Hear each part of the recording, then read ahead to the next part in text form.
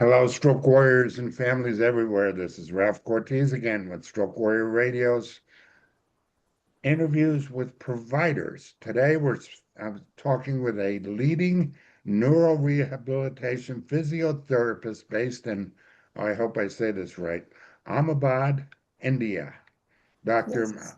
Margie Pandya, is that right? Yes. Yes, Ralph. That's right. Hi, good. I'm glad to have you with us. Thank you. As I understand it, you've got a deep passion for holistic recovery. Dr. Pena is known for blending traditional physiotherapy and biophilic approach, connecting nature, body, and mind for deeper healing, which is really interesting to me. So we'll get into that a little bit. You're a senior therapist at Zydus Hospital, correct? Yes, correct. And you've worked with hundreds of stroke survivors and TBI, guiding them through crucial early steps of recovery and helping them regain control over their lives. Whether you're newly diagnosed or years into your journey, today's conversation is full of wisdom on every stage. Again, welcome to our broadcast. Glad to have you Thank you with so us. much, Ralph. Okay. Can you tell us a little bit about your background and what drew you into neuro rehab? Okay, so I have pursued my master's in neurology, physiotherapy in neurology, and it's been 4 years since I'm working with the Zydus Hospital, especially dealing with the neuro patients. I have been a gold medalist in the same field, and so what drew to me this field is really amazing. Like when I was a kid back then, I used to think that there are only three important organs for us to survive. One is the heart, brain, and the kidney. Amongst all, since I was a kid, I really like to have and face the challenging things around me. So amongst them, I feel brain is the most challenging thing you can ever deal with. Whether you are injured, whether you are not injured, but it continuously amazes me with what the wonderful things you can do. Like starting from seeing, experimenting, understanding, and then what comes out. Like if we consider a class of 50 students, although the teacher is one giving them the same education to every student, but only one will be a topper, right? So I feel that this is what, like, everything is maintained by one particular CPU or monitor or a mouse. Everything is your brain. So I was really keen to know and understand how it works and how we can use it in different purposes to gain the maximum utilization of the humankind. So that helped me Very to draw into neuro. very cool. What's your current role at Zydus Hospital? Okay, so I am a senior physiotherapist at Zydus Hospitals, in which we are supposed to deal with mainly the stroke patients, mainly TBI, stroke, spinal cord injuries, various neurological conditions, starting from the acute care like day zero till the time they go home, and even after that. It sounds like with your background, your approach has always kind of been in one direction. How's it evolved over time? Can you share any techniques or different principles that you've grown to use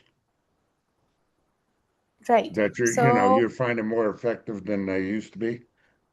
yes, so when I approached this field, like when I was a newbie to the field, I used to think this as something that is very passive, and with time, you just are stuck to one particular thing.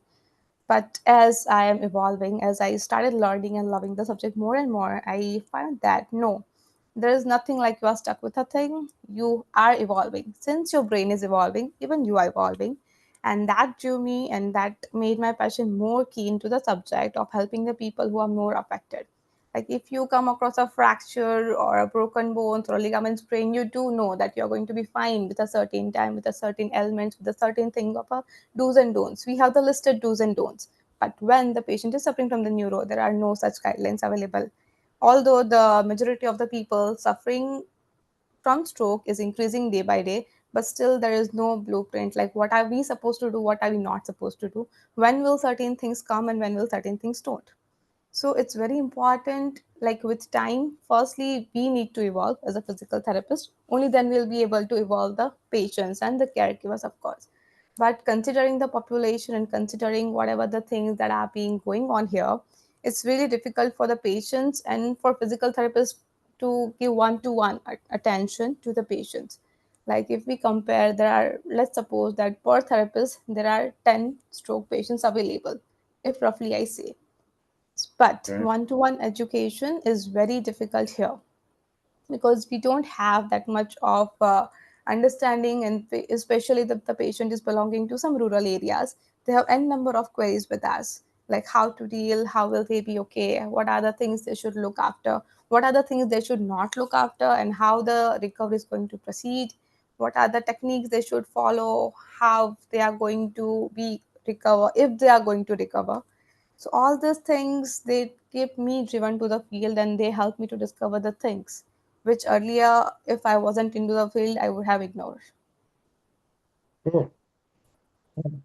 What is, I'm curious, very curious about biophilic physiotherapy.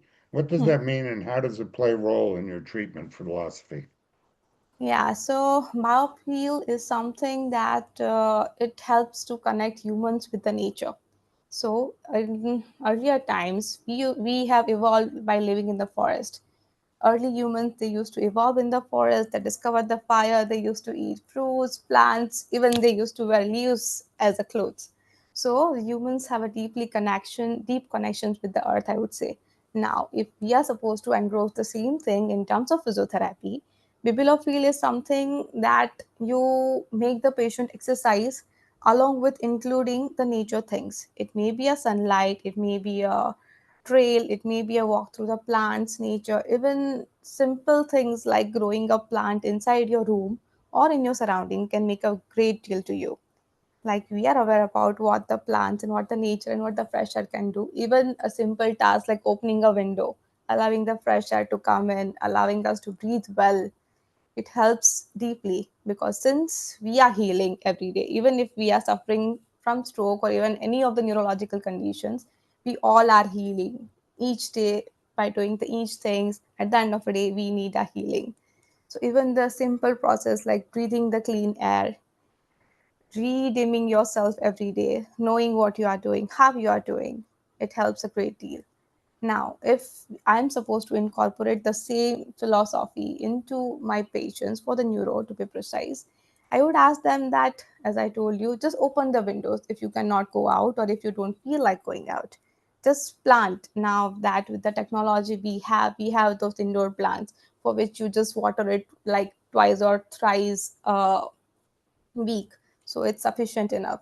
So the simple gesture like this, like a trail outside, if you just even sit outside the window looking at the balcony, looking at the clouds, it has the reducing your stress, calming, it gives you the calming experience, it helps you to improve the sleep, improve your cognitive functions.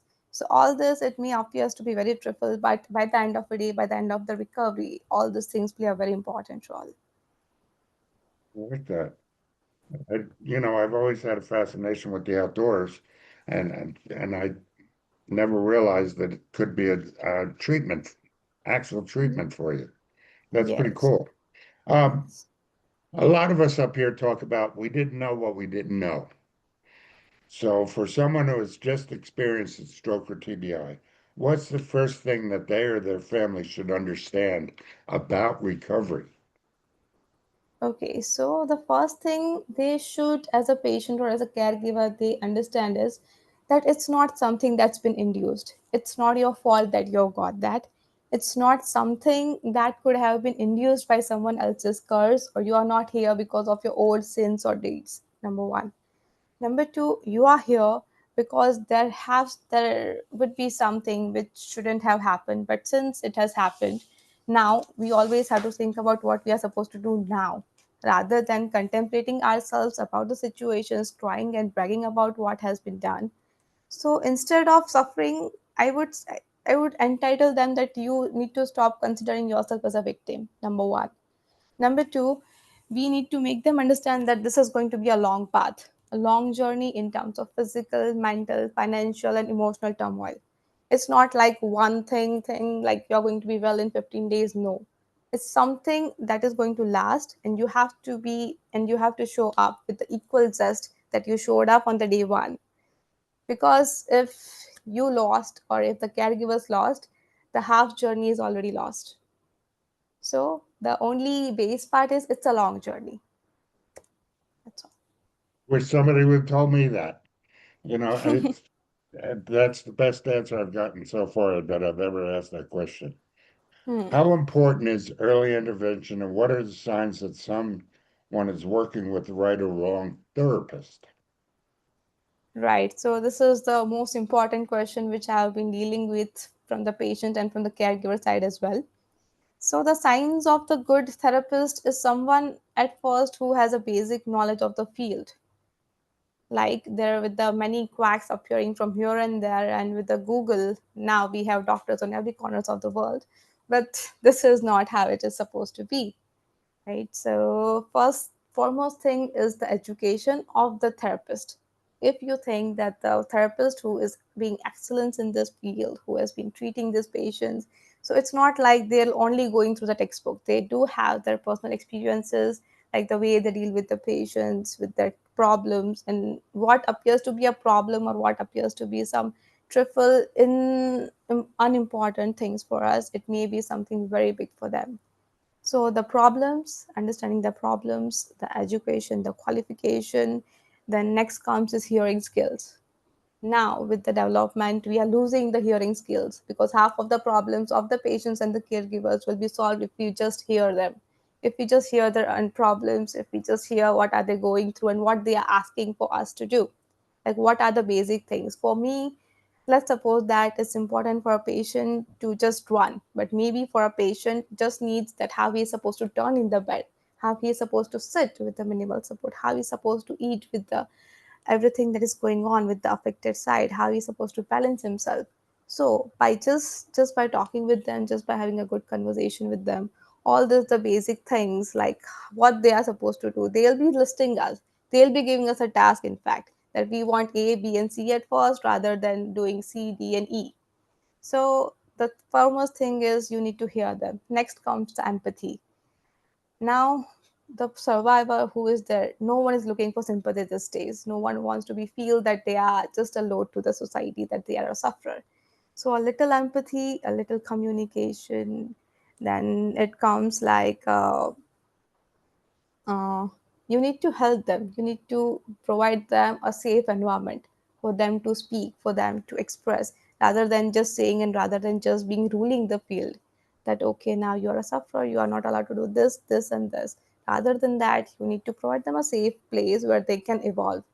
Now if I say in India, since the young stroke are increasing day by day, and with the advancement in technology, everyone wants to be dependent, right? So in this era, it's very important for us as a physical therapist to make them feel that no, you won't be dependent on anyone. You are going to soon be okay. You are soon going to rehabilitate and you're going to have your normal life as soon as possible. The urge, rather, the sense of dependency just makes a patient more impatient, is what I see, what I feel. So the foremost thing Okay, which I feel, so I think that we need to just make them feel that no, this is just a phase and this too shall pass. love it. I love it. It took me several years after my stroke before I realized that I could fire my physical therapist. We call him physical therapist here in the Mhm. States, um, and go out and seek a new physical therapist on my own. Do you find Yes. that what are some of the steps that maybe a survivor should go through selecting a good neurophysical therapist?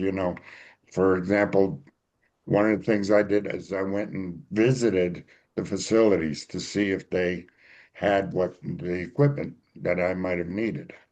Mhm. What are those kind of steps that you recommend? Right. So, firstly, I would say that the neurophysical therapist is someone that helps to mobilize. According to me, early mobilization is the key. It doesn't really, once you are fit to mobilize, mobilization may involve you being clear to sit in a wheelchair, you allowed to walk, considering all your vitals are normal, considering you are fit to stand, and since if you don't have any bed sores or any fractures or some any abnormalities which prevents you from mobilizing early, so once you are clear with the fact that you are allowed to mobilize, the first thing according to me, rather any physical therapist should focus upon is the mobilization. Because just by mobilizing a patient, just by making him sit on a wheelchair or just by making him stand, almost you have solved 90% of their problems, because even this particular little thing will help them to get rid of all the tubes, all the drains they have, all the post immobilization effects, whatever we have, like dealing with the bed sores, dealing with some infections, dealing with some deformities, dealing with the breathing issues, almost that kind of the problems we'll be solving. So the foremost thing is mobilize with support, without support, with maximal support, even if it is going passive, just mobilize. And if I feel the physiotherapist is achieving this important task, then almost the patient and the caregivers and even the physical therapist has won half the battle. What advice would you give caregivers during the early stage of recovery and adjustment? Uh, well, I would ask the caregivers to firstly treat stroke patients as a patient, rather any patient as a patient, because this is the foremost thing which is going to make them impatient. Rather, you just treat them as normal as you can. Like, I have an instances where the patients, rather the caregivers, they are being parents at the age of maybe the patient is somewhere 72, 75, but they tend to treat them as some fragile kids. But they don't want that. They want them to understand the situation. They want them to give them a chance. Because I, as a physical therapist, say all of my patients that you are supposed to use whatever the movements we have gained. If you don't use it, you are going to lose it. The simple neuroplasticity principle that we are already aware now. But the caregivers do have a tendency, because even they are scared that if they are going to allow A, B, and C to the patient, they might hurt themselves, they might fall, they might damage themselves in any way, rather physically or mentally. If the patient is unable to do certain tasks, they think that again that particular patient might tend to go in the depression. They again will be in a emotional turmoil, rotating and revolving himself through the unending, wavering thoughts, which any caregiver would probably don't want. But the thing is, in the midst of doing all these things, you are demotivating and you are degrading your own patient, which is something that needs to be stopped upon. You need to provide them a safe space. I agree. You need to provide them the safety measures, but you need to stop being a hindrance to that. So I feel that they have to be cautious. They have to be safe, but not at the cost of just making a patient stick to the bed or the chair. Have you found that the care partners that are helicopter care partners are worse for the patient than the ones that back off? I mean, I've seen survivors that the care partner does everything for them. Yes, That's yes. that's going to slow down the progression of the recovery, Agreed. They you know. provide them almost a bed, rather a home around their own bed, like starting Yeah. from the basic activities like brushing, combing the hair, making them wear trousers, helping with their medicines. Everything is done by the caregivers. But if that is already to be done by a caregiver, I think that there is no need for a patient, rather a caregiver, to pay a physical therapist if you are supposed to do all these things for yourself. But Yeah, if you that's want, there's no incentive. yes, so if that needs to be stopped upon, then patient has to do a movement, because ultimately movement is medicine. The mental health and expectations, or the expectations we have in the beginning and the lack of information a lot of us do get in the beginning, causes a lot of survivors to struggle with plateaus or being stuck. What would you say to someone in that phase? Well, since we had a talk in the early stage, brain is something that is constantly evolving. So if your brain is evolving, it also means that your movement will. So I don't think that there's something called as a plateau or the golden time period or the initial 6 month phase. Earlier, no doubt, we had a myth about the golden time and the early recovery phase that only lasts for about 6 months. But now, with the advancement in the technology, there have been evidences which suggest that the neuroplasticity does continues for years together. So there is nothing like hitting a wall or reaching a plateau. As long as you're moving, as long as you're trying, practicing, you'll be constantly evolving and you'll be constantly getting and sailing through the recovery path. I, I'll tell you, I'm not bragging, but I am. After 6.5 years with Mm-hmm. very stagnant recovery. I got off my cane, AFO, and walker, so I don't use any of that anymore. So it Okay. can happen.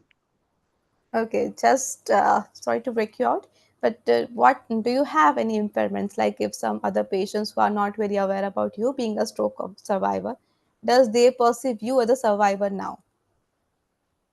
Yeah, and to me, we joke about it, but it's not really a joke. You can make the choice of being a stroke survivor or a stroke warrior. It's your own choice. Right.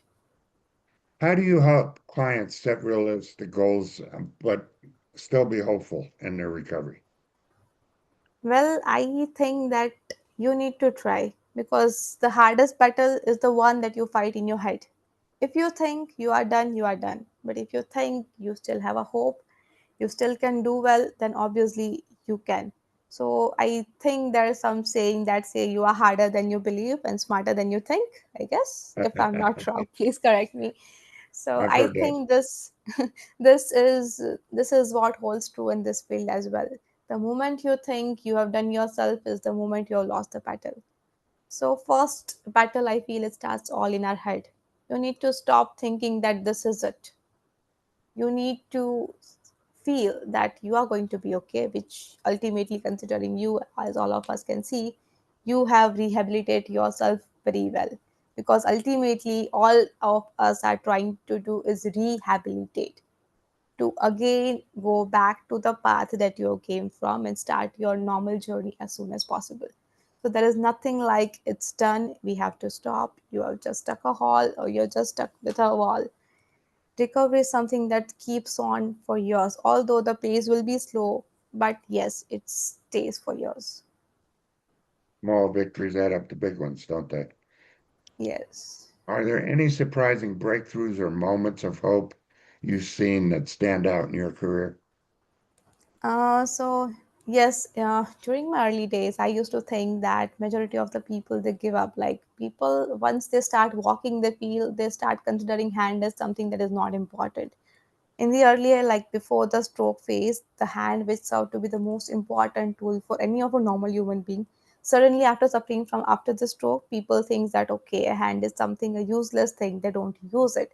They just have a tendency of keeping the hand in one particular position. If many of us have come through, they keep in this position. The typical stroke positions is what we see nowadays. But the thing is, there was one instances when after like I see a patient, he is a stroke survivor, and I'm treating him since last 1.5 year. And now after so long, I do have this moment in which he can open his fingers, keep the wrist up and down, and do little bit of typing and playing a piano. So this was something a breakthrough, like, or this was something a wow moment I came across few days back. So this is something I felt that no, okay, whatever I'm doing is something important to the field, rather I'm going in the right direction. Because as a physical therapist, even at times we feel that okay, whatever we are doing is not helping the patient. We as a person feel that okay, we are unable to help them even after doing all these things, even after knowing and aggregating and helping them with all the evidences we have so far, it's not helping. Like we are good for nothing, and we start doubting our own capabilities. But then again, precision, consistency, and hard work pays in the end. So this was something that I achieved a few days back. Let's talk about people like me that are, I'm 9.5 years post-stroke or long-term survivors. Uh, what advice would you give or offer survivors who are several years post-stroke but still want to improve and haven't because of lack of education, lack of better treatment, lack of insurance, whatever? Right. So I think that firstly there needs to be counsel well. That as I told that they need to stop feel that this is it. They need to know that with the recent advances, with the recent discoveries, we are evolving day by day. They need to use or they need to use some of the assistive devices to make their life little bit easy. For example, if someone is engrossed in a field with the IT or someone is working with the computers, now with the advancement of the technology, we do have the specialized keyboard that can be used with one hand. with some compact devices, and we use it on the sides and on the precise postures what we are supposed to adapt. Then some of the modifications that we can do along with, like how a shoe has to be worn, how the specialized spoons, specialized handles, some changes in the grooming as well. So I think if we just work on certain things, we can actually help them to rehabilitate. And for the long term patients, I feel the basic thing which they want to do is to at least help, to at least be independent with their ADLs, the activities of the daily living.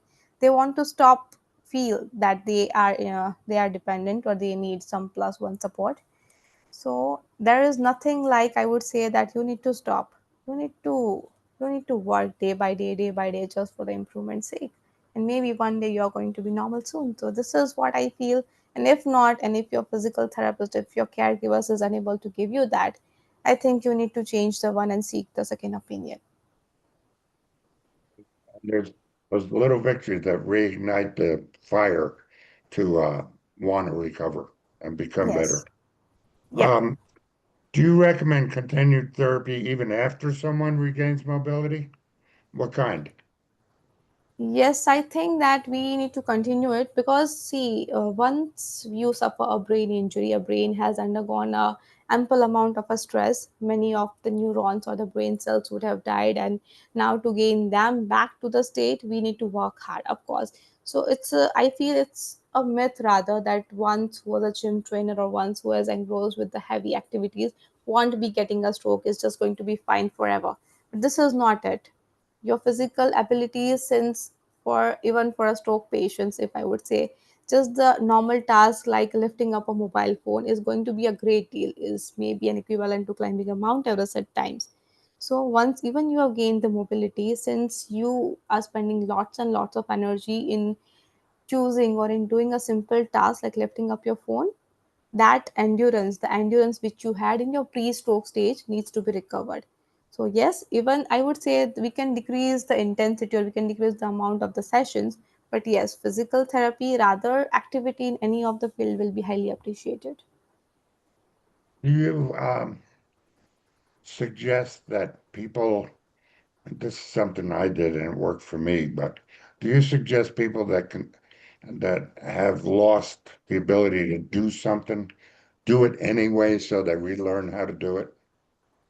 Well, I would say in the initial phase, we do recommend the patient because ultimately we want them to move their hands in their legs. It doesn't really matter how they are moving. What matters for us is they are moving. So initially, we do allow them the trick movements or the wrong and the faulty movements. But once they have learned, now we don't want them to master it. So we have to correct them, because if you don't use it in a way it was designed to use, you are going to add the another abnormalities for yourself, like maybe a shoulder pain, back pain, knee pain, which ultimately is going to keep you confined to a bed once again. Now, not with the stroke, but with the other abnormalities which have been added maybe because of the stroke. So I feel that we need to master the normal movements once we have gained bit of a strict movement. Great. Great. Couple quick question, several more quick questions for you with Okay. some quick answers that are curious to me. Morning or evening sessions, when is rehab most effective? I feel morning because patient and therapist both are charged. I like it. Nature walks or gym therapy? What's your personal favorite form of movement?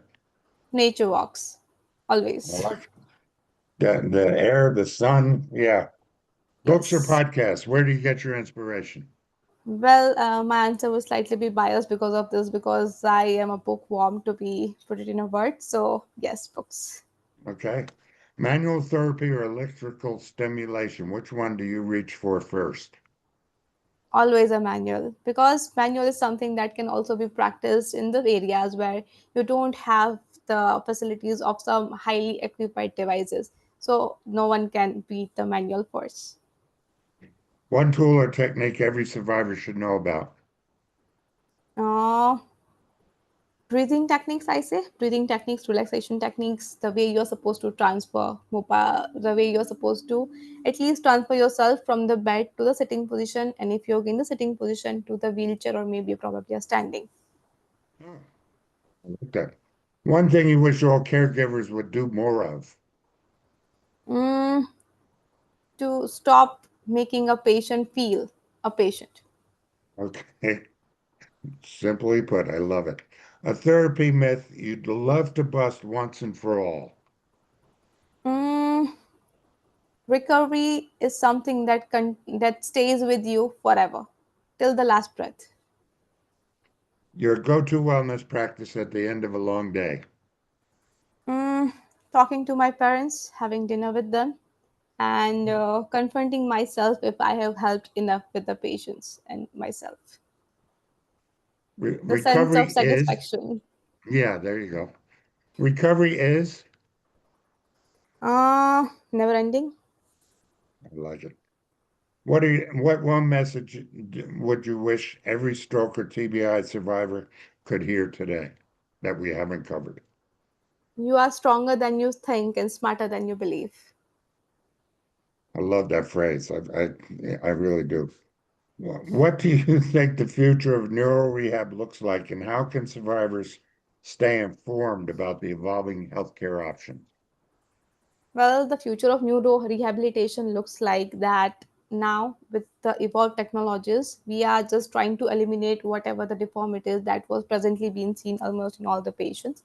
So the more with the use of more robotics, with the more use of the more specialized devices, splints, more of the stimulations therapy, we are now gaining a control on how to make or how to reduce the trick movement to avoid whatever the additional things we get as buy one get one free.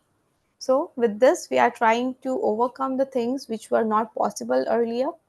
And now that we are seeing and with the evidences, we do have what we are supposed to do, and most importantly, what we are not supposed to do in the early phase.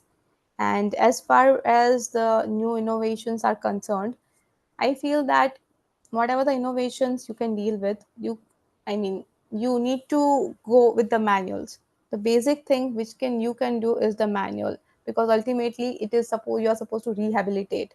In order to rehabilitate, you will be needing all sort of a movements starting from holding, gripping, balancing, using your washroom, getting up from the bed. All these things, if with the assistive devices, it's useful, yes, but if not, then you need to go with the book thing, the years together which we used to follow back in the gold bed times. As far as innovations is concerned, I feel that the constant evolving we are now that with the feel that we as mobile is easily available to us, the what best thing we can do is just scroll. Once you scroll, and with the smartest technology we do have access to our secret microphone. So if you just speak around the phones once or two times, I'm looking for the devices, I'm looking for the help, I'm looking for something neuro, the mobile or the Instagram or the Google is going to show any number of innovations to you. You just need to speak, not even type. Okay. How do we get a hold of you to hear more about your work or connect with you? I mean, you're on social medias, right? Yes, I am. So, What's and your I'm Inst available on Instagram at Margie Pandya on Instagram, and I'm available on LinkedIn as well with the title of Dr. Margie Pandya. and you're at Zydus Hospital, Ahmedabad, Ahmedabad, yes, Ahmedabad. Gujarat, India. Okay, I love it. If you're a stroke or TBI, thank you so much for your time today. I appreciate it. If you're a stroke or TBI survivor or caregiver looking for guidance and community, you're not alone. Stay tuned to Stroke Warrior Radio for more inspiring voices like Dr. Panda from front lines of recovery. Have a great day. Wishing you the same. Good night for me and good morning for you. Yes, we'll talk to Okay, you soon. Talk again. Def- definitely. Bye bye. Bye.